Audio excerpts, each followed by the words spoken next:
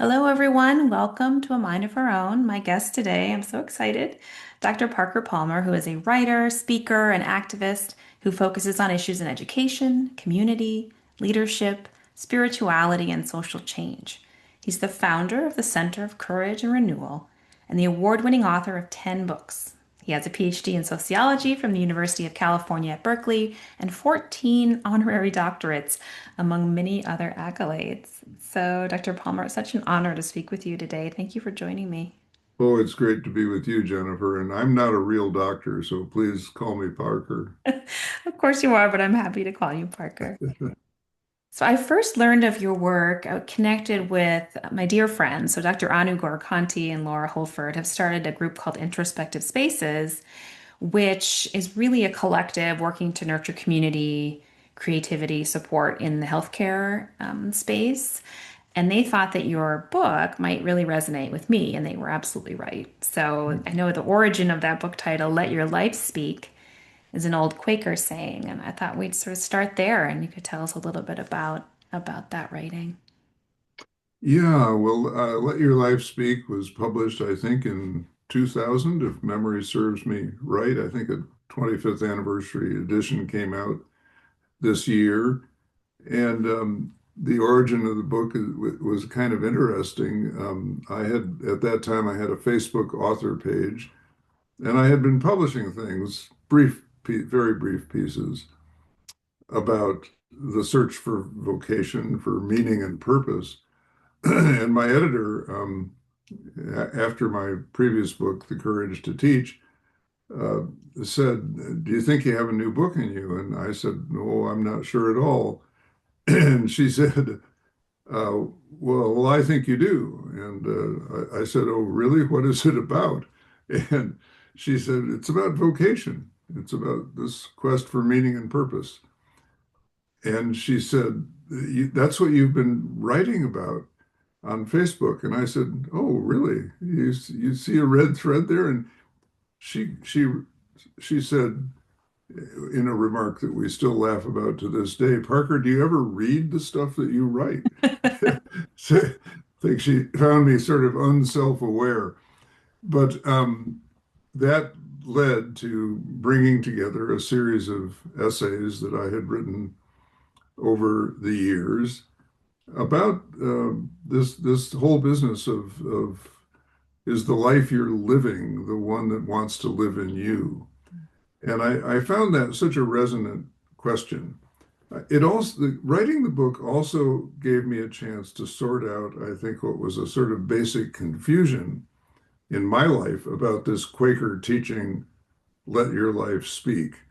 Um, I had misinterpreted it, thinking that what it meant was that I should identify my heroes, which in my case would be people like Thomas Merton, Martin Luther King Jr., Václav Havel in Czechoslovakia, Nelson Mandela, and other greats around the world, Dorothy Day, Rosa Parks. And I should identify the values for which they stood and try to emulate them. I think it's a pretty common mistake that we think a good life is about emulating our heroes.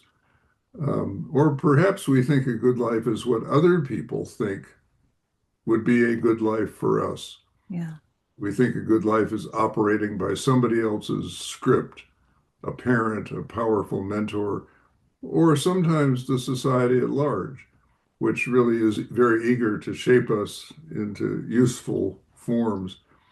But I came to understand in writing this book that really every life speaks from the very beginning of life and lays down clues as to what kind of life we are um, called in a way to manifest. And the word vocation doesn't have so much to do with reaching for something that's always just a little beyond reach because it's not who we really are, but instead it has to do with listening for that voice within us which says, pay attention. This is what you're called to do.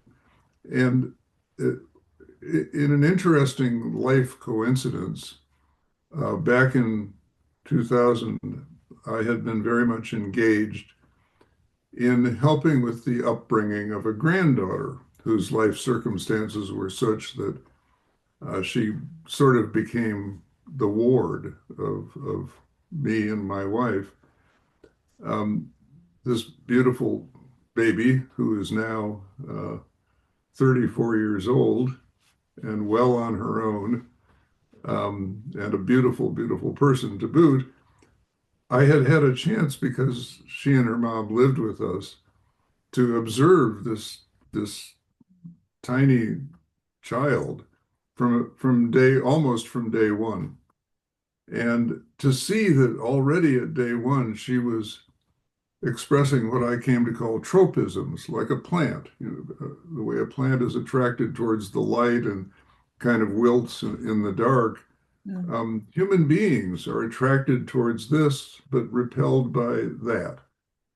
And I started keeping notes, a little journal really, on my granddaughter's proclivities, uh, those clues that were coming out at a very young age, about who she might grow into being. And as the years went by, I began to share those notes with her when she got old enough to be able to understand what they might mean. Always, of course, saying, I'm not the one who decides who you are or what you are to become, but here are some clues from your own life that maybe you will bring back some memories and that you will find meaningful. So all of that got woven into this book, which then proceeds through a variety of other essays about the tough moments in life, the moments when we slam into a wall, in my case, clinical depression, um, and then moments when we feel like we can not only survive but we can thrive. I think all of it related to staying close to that inner teacher, that inner voice that says, "This is your North Star. Pay attention." Mhm. What a wonderful gift to your granddaughter too, to have those observations and have a sense that her life was of such importance and such care in your hands. So that's lovely. I think the piece that really moved me most about your book, which I really loved kind of start to finish, and what was so helpful for me is the idea that you had left, you had trained, had gone into the academic world, and then stepped away to do community organizing, in part because it felt like that was what you should do, that that was something that was going to be helpful and really help the community. And you describing sort of how it didn't necessarily fit you. It didn't necessarily align with kind of your own sensitive nature, and that it was something that was very worthwhile for those who are called to it, but that didn't necessarily mean it was right for you. And I Mhm. think that's a little bit different than people you hear, like I was working in this corporate environment and I realized I wanted to go and do community organizing. Like you hear that transition, I think, more Mhm. often. But yours I found helpful because I was struggling in my own connection with medicine. My heroes being my father and grandfather, who were both small town physicians, and trying to find my own place. And I really liked that description you gave. I'm wondering if you could share a bit with listeners about what that was like to sort of run into that kind of wall of maybe this Mhm. isn't right for me, even though I thought this is what I should do. Yeah. So the bare bones of my story are these: that I spent 5 years at Berkeley during the 60s getting a PhD in sociology and political sociology, um, preparing all the time, I thought, for an academic career.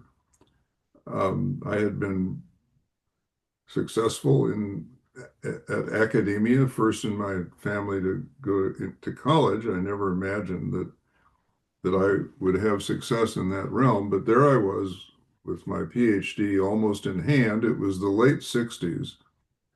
And not only had a lot happened at Berkeley that had really focused my attention on the world around me in a new and very compelling way, uh, political assassinations, a wake-up call for America around race. The cities are burning, Vietnam, et cetera, et cetera. And by 69, when it became time to grab the PhD, because they offered it to me, and move on, accept one of these job offers that was coming my way from major universities, um, it just became very clear to me that I was not called to use my education in the classroom so much as on the city streets. And so I moved with my wife and then at the time two kids, eventually three, to Washington, D.C., uh, uh, to a community called Tacoma Park East Silver Spring, just over the border of D.C., and became a community organizer working against blockbusting and redlining, um, for the sake of racial justice and for the sake of demonstrating to folks that a healthy, thriving, heterogeneous community was not only possible, but highly desirable, much better than the options. And for 5 years, I did that work, and it was bruising work.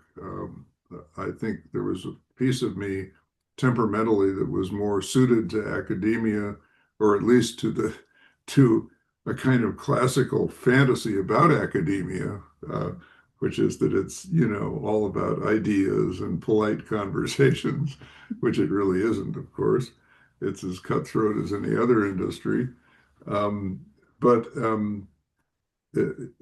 nonetheless, I felt deeply called to that work for that 5 year period. When people would ask me, as I was making that transition from Berkeley to DC, why are you doing this, Parker? Why are you throwing away this huge personal and financial investment you've made in getting a PhD? And going to a place which is totally off the radar, where you're going to get lost from view among the people who matter. They, of course, meant my friends meant the people who matter to them, not necessarily the people who matter to me. Right. Why are you doing this? My answer was consistent. I said, I can barely explain it to myself, so I'm sure I can't explain it to you. All I can say is this is something that I can't not do. Double negative. I can't not do it. And I think what I was trying to say, even though I didn't have the language at the time, was that there's something deep and compelling in me about walking this path. And the feeling is that if I don't do it, I will pay a price down the road. I would now say it was an imperative of the soul, and I would have suffered a soul injury down the road if I hadn't given it a try. After 5 years, I burned out because I was thin-skinned and it was hard work, even though in many ways it was deeply satisfying work, and I learned so much Yeah. from it. Um, but they were hard lessons, and I burned out. Um, I was trying to give that which I didn't really have to give, that which was not replenishing itself inside of me, which for me is another important clue about vocation. I mean, I don't think burnout is about giving too much. I think it's about trying to give what we don't have to give.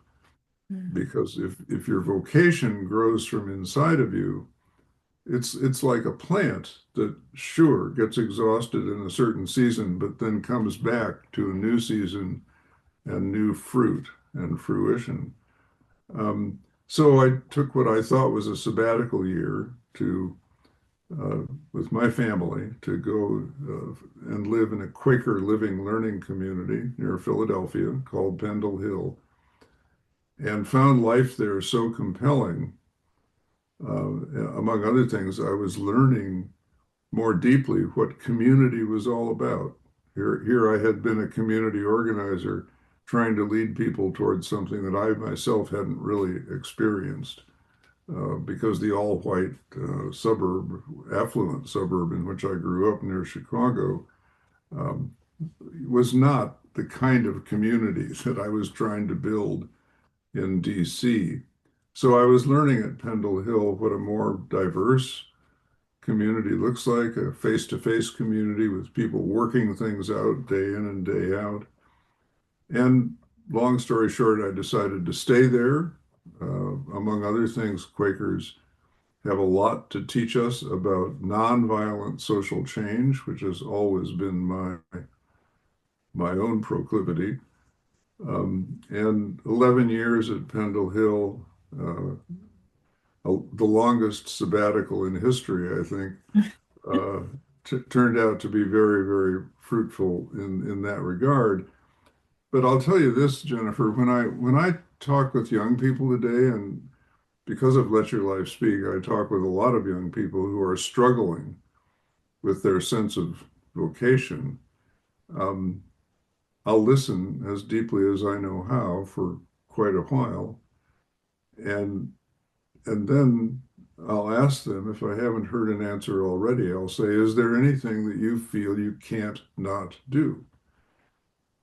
Anything at all that you feel you can't not do that's so compelling that you know that if you don't do it, you'll pay a price down the road?"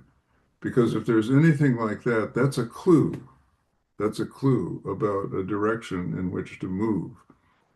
Now, I also tell them that my sense of vocation didn't come together with any coherence until I was 50 years old.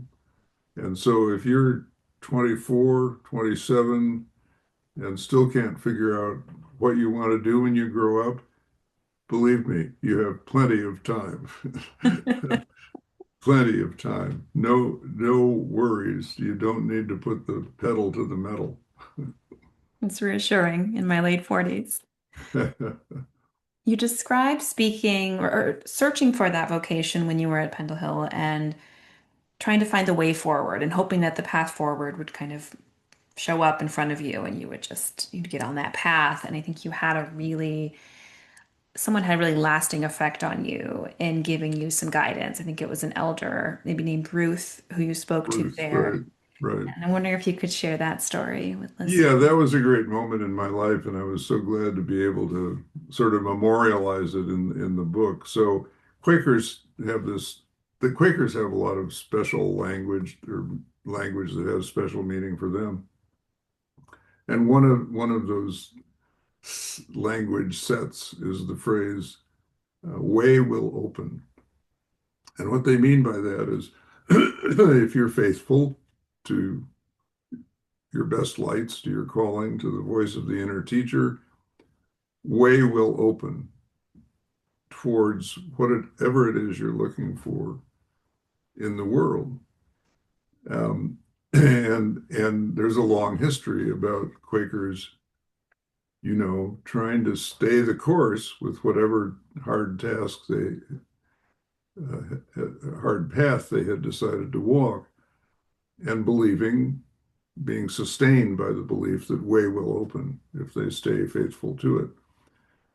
Well, I was doing the best I knew how, but way wasn't opening for me. And so I sought out an older woman in the community. Um, I laugh now when I say older because she's probably younger than I am right now at age 86. And I sat with her one afternoon and I said, "Ruth, I'm really struggling. I'm a newly minted Quaker. I came to Quakerism when I came to Pendle Hill at age 35, and uh, I I'm doing the best I can, but way is not opening for me, not one little bit, not even a glimmer of light." And Ruth looked at me with the kind of compassionate grin on her face, really, and said, "Well, Parker, I've been a Quaker since birth, and I'll tell you this way has very rarely opened for me." And I'm thinking, Oh, wow. That's discouraging. And then she said, but a lot of way has closed behind me, and that's had the same guiding effect. And I just started laughing, sometimes like with a Zen koan where boom, you get it. Yeah. Um, a good laugh line like that will serve as a Zen koan. And I just had this vision of having been standing at a closed, locked door for a very long time, knocking, knocking, knocking, knocking. Let me in, let me in. This is what I want. But if I would just stop that silliness and turn around, I could see the rest of the world with a million open doors where I might inquire after what it was that I was seeking. So that was a wonderful moment, a wonderful, I guess, teachable moment that Ruth took advantage of to say just the right thing in a way that really opened my mind, my eyes, my heart. Yeah. I had written down the quote that you had. One of the quotes in the book was that we can learn as much about our nature by running into our limits as by experiencing our potential. Yeah, exactly. And I think for me, Jennifer, and I'm sure you've seen a lot of this in your practice, um, for me, there's this cultural overlay in America that is so misleading about anybody can do anything they want. I mean, I think I think what's happening in our culture right now is is kind of getting us past that. I hope so, although it's doing so for all the wrong reasons, with people trying to put us in shackles of one sort and another. But you know, when kids tell parents, or I'm sorry, when parents tell kids, you can be anything you want, it's not true. Um, there are a lot of things that I can't do because I don't have the gift to do it. I can't be a professional football player. I can't be a ballet dancer. Um, just a whole lot of stuff that is not mine to do. I couldn't be a physician. My mind doesn't work that way. I'm not good at storing the data bits that a physician has to be in command of. But uh, and so we all have limitations, and honoring those limitations is part of the life journey, and it's also part of helping you find the path that's right for you. When you stop thinking there's a million paths out there and I could walk any of them, and you start thinking, well, the number is still large, not, but it's not a million. It's maybe 100,000 that I could walk. It helps, and it helps significantly. There's another piece in the book where I quote a wonderful writer named Frederick Buechner. I think it's Buechner,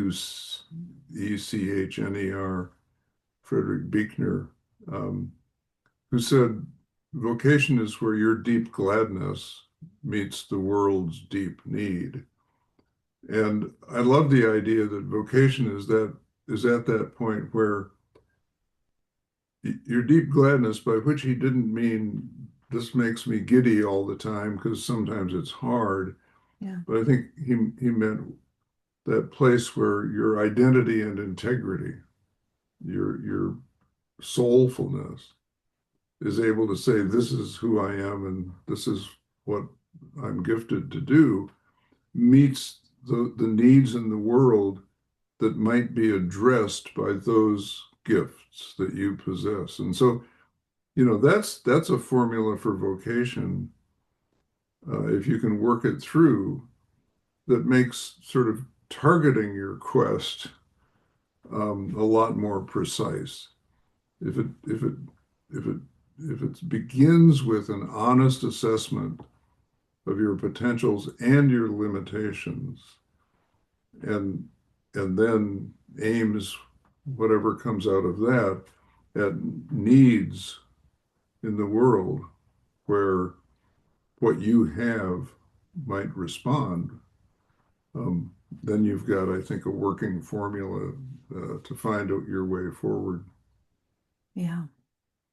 I've been thinking about that a lot recently, as you know, as you mentioned earlier, and as we all are so aware of, that there are these changes happening and really frightening things happening in our country right now. And the idea of how to help, how to reach out, how to be a voice for positive change, how to be promoting, as you said, nonviolent, activism and protest. I'm wondering what guidance you might give to those of us who are trying to find a path forward to help however we can and feeling maybe somewhat helpless at times. Yeah, that's the big question these days, isn't it? Yeah. For a lot of us, and I don't pretend to have an answer. Certainly not an answer that works for everyone. It's one size does not fit all ever, and in this case, certainly not. Mm. um, I, I think you again have to begin with an assessment of what it is you are gifted and able to do. Yeah. And I can get personal about that. Um, at age 86, I may still have gifts that operative gifts that I had when I was 36, 46, 56, but I don't have the bandwidth anymore. I don't have the energy necessary to do everything with those gifts that I was doing back in the day. There was a time when I was writing one of those 10 books and I was working to establish this nonprofit called the Center for Courage and Renewal with a whole bunch of other people. We're now, incidentally, celebrating our 30th anniversary, which is a Congratulations. bit of an indoor record for nonprofits. Wow. And we've launched a legacy campaign to raise an endowment because we're at a point where we can do that. Um, but and I was thinking about the next book, and I was flying around the country giving talks and workshops because for 40 years I've worked independently. After Pendle Hill, I never took a job that had me on someone's payroll. Um, but working independently, putting my income together one job at a time. I can't do that anymore. I may, I may regret that. I may wish that I was 30 years younger than I am, but Yeah. that's silly stuff. And you can't afford the time just to be flat out silly that way at age 86. You can be silly other ways, which is fun, but not that way because it's so time wasting. So I have to start with an assessment of my realistic limits and which of my gifts are still operative. And, among other things, I decided that writing is still a live possibility for me. I think you and I probably met through Substack. And so it was 8 or 9 months ago that I started a Substack page called Living the Questions, uh, and have taken a lot of satisfaction in putting up an essay a week. I think one just went up this morning, every Friday. But that involved the realization that I no longer had in me the stamina necessary to write another book. Um, my publisher would be glad for me to write another book, but it's not in me. Mm. And for me, writing a book is a marathon. It takes 5 years. Writing a 1,200 page essay, and ending up with something that I'm happy with takes the better part of a week. And alongside answering email and doing Zoom calls and stuff like that. So you have to ask yourself where can you make a contribution and how. So that's one answer for me is I can keep writing short form stuff. That then that leads me to the next piece of the puzzle for me. I'm white, I'm straight, I'm male, I'm well educated, I'm well off financially. I I have health care. I live in Madison, Wisconsin, where there's a lot of good health care providers. This is another way of saying I am a person of privilege. And I have a deep conviction that I need to use that privilege these days in support of people who don't have it. I have to be an ally to those people because otherwise the privilege is wasted on me or I'm betraying um, the responsibilities that come with privilege. So that's just another example, I think, of a kind of self-awareness that says, this is who I am, this is what I have, and this is what I feel deeply called to put into the world from that base of assets. And so I'm not at all shy on Substack about calling them as I see them politically. I think we are on a very dangerous curve toward fascism.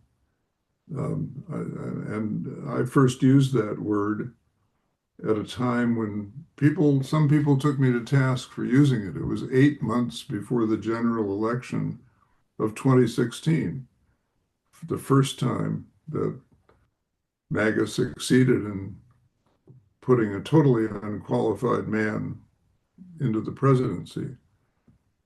Um, I wrote an article for On Being, which was a Krista Tippett's On Being, which widely read and heard online and on the radio at that time. The article was called Will Fascism Trump Democracy? Because in the campaign, he was running for an election that he would win 8 months later. This was March of 2016. It was so clear to me that he was using the fascist playbook. The fascist, the simplest version of the fascist playbook being you identify something that people are hurting about, which in our case was economic injustice, lack of jobs, lack of good incomes. B, you find a scapegoat to blame that problem on, in this case, immigrants and people of color. And then three, or C, ABC, you promise to eliminate the scapegoat, which is exactly what he was doing for a couple of years before the 2016 election. It all began in some ways with his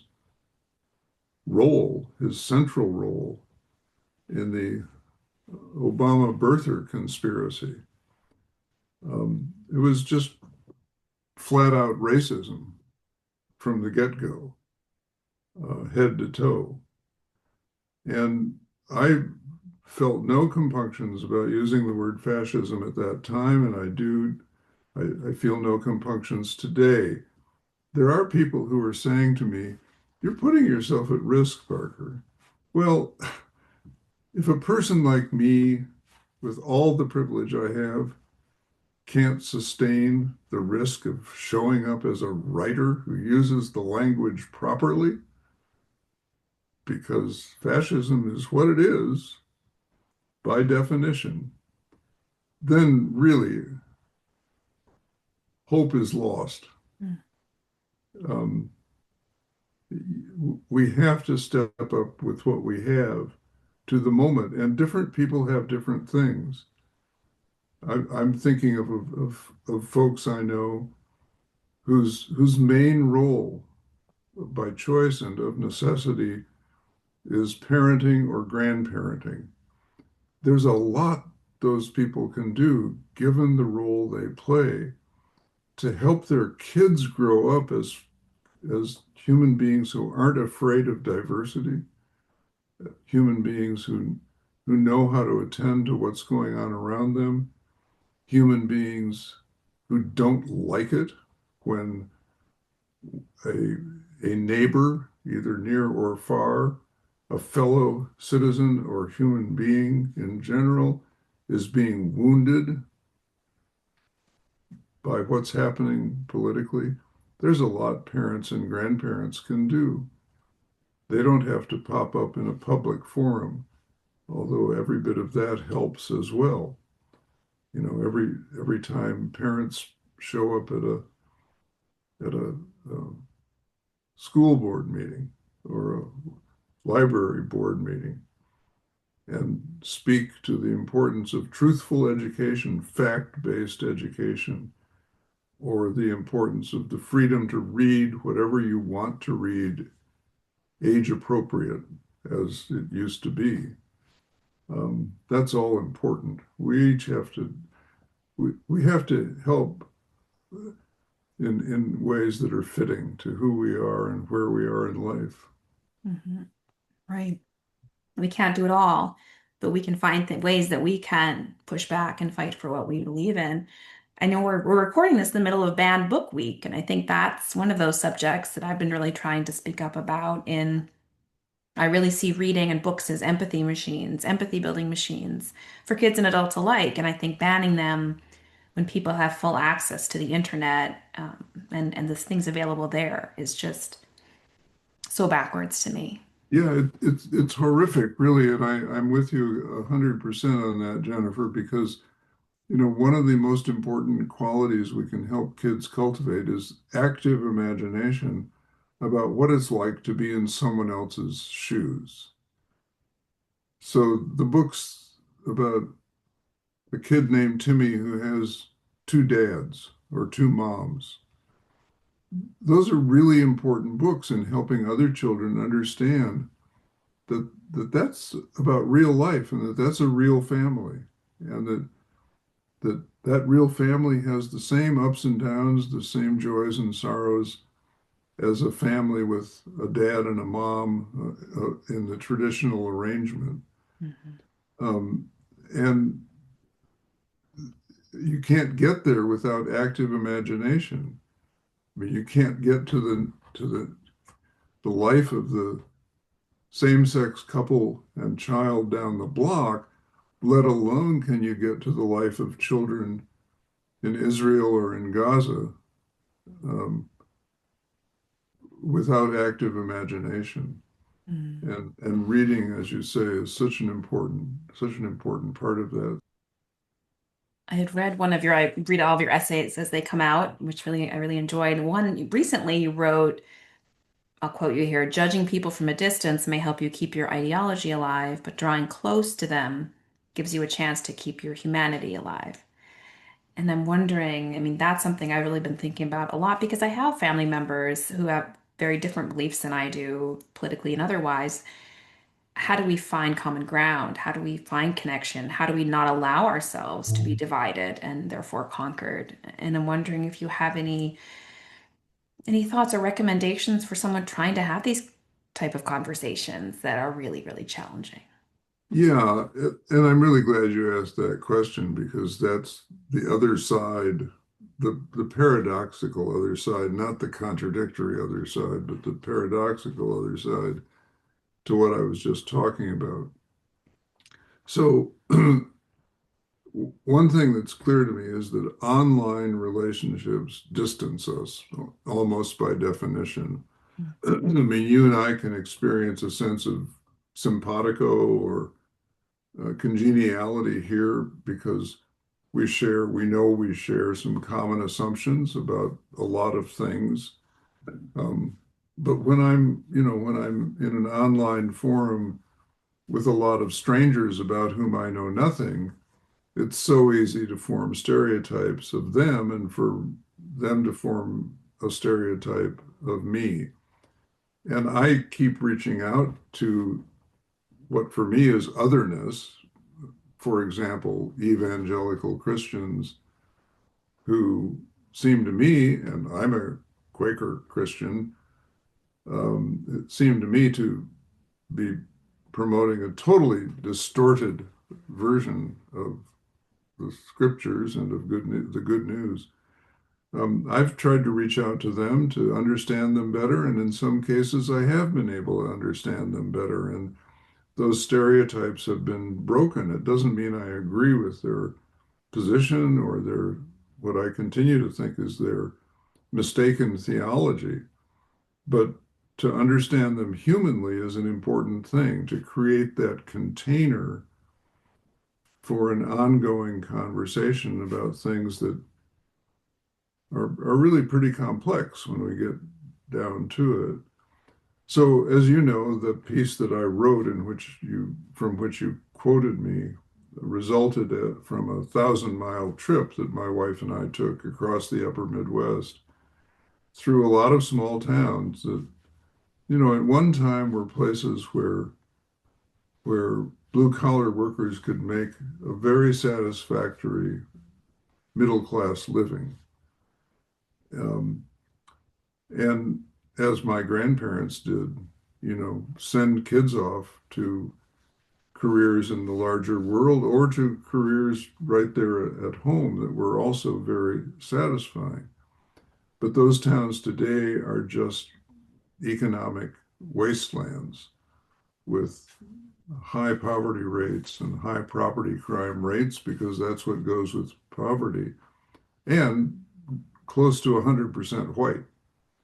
And so since COVID, since I have um, some issues with my immune system, I've been pretty locked down in terms of all the traveling that I used to do. And that means since 2000, I haven't been on the ground, for 1,000 miles a lot. But going through these small towns, staying in motels, um, eating at local restaurants, stopping at gas stations, and so forth, I found myself face to face with some of the kinds of people that trip and its face to face opportunities opened my heart to in an important way. I think, for example, about the woman who was clearly in her mid 70s and was behind the counter at a fast food restaurant where we stopped for lunch and dressed in a uniform that was designed for teenage girls, really, in her mid 70s. Scoliosis, arthritis, Mhm. hands constantly on the counter just to prop herself up, no place to sit down, but still with a smile on her face as best she could, providing the food that the next customer had ordered and the next and the next and the next endless procession of people coming in. And, just seeing that in action, sitting there eating my lunch and watching her struggle to survive, and then knowing she would go home to, I don't know what kind of home life, but certainly not one where she had the time, energy, or resources to subscribe to a whole bunch of alternative news sources and really get the scoop on what was going on in a town that's dominated by Fox News or Fox and Friends, not even a news show, a talk show, and conservative radio, which only puts out the mega party line. I got great empathy for her, and I asked myself, why are you angry at her for the vote she probably cast in the last election? Because she's now at least in the second generation of this kind of poverty for which neither the Democrats nor the traditional Republicans uh, have done much about. Um, not, she's been failed by both parties. So why would she not vote for some guy who comes along and says, I'm rich and I've got a different way and I'm going to tear the sucker down? Why would you be mad at her for doing that? Why not be mad at the millionaires who have plenty of time, money, and staff to tell them what's really going on in the world, but they still vote for their economic self-interest rather than for economic justice? I had a whole series of experiences like that on this trip, which I realized that I was getting back into the world in a face-to-face way, and I wanted to keep my eyes, ears, and heart open. So I traveled with that kind of intentionality. And I came up with that column in which I said, I don't agree with their politics, but humanly I can easily understand why they are what they are. So there's a segment of the MAGA base which does not include white supremacists, white Christian nationalists, KKK members, the Proud Boys, et cetera, the Oath Keepers. That segment I'm unalterably opposed to. But there's a segment of the MAGA base that I can humanly understand.